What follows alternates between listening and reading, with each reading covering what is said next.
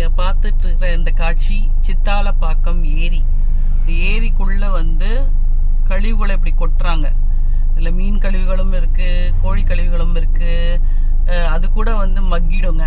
ஆனா போட்டிருக்க plastics, அட்டைப்பெட்டி, thermocol இதெல்லாம் வந்து மக்கவே மக்காது. இது நானோ பார்ட்டிகல்ஸா நம்ம கிட்ட தான் வந்து சேரும்.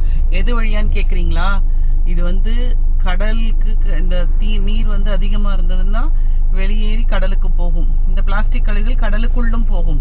இங்கே வசிக்கக்கூடிய மீன்களும் இதை சாப்பிடும்.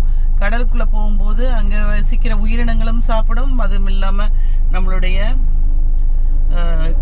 இது உப்புல வந்து நானோ பார்ட்டிகல்ஸா இப்ப வந்துட்டு இருக்குன்னு சொல்றாங்க. இதெல்லாம் புரிஞ்சுக்கிட்டு நாம இந்த கழிவுகளை குப்பையில கொட்டாம இருக்கணும்னா முதல்ல பொதுமக்களாகிய நமக்கு விழிப்புணர்வு தேவை. மக்கும் குப்பை மக்கா குப்பையாக பிரித்து அதை செயல்படுத்த வேண்டும்.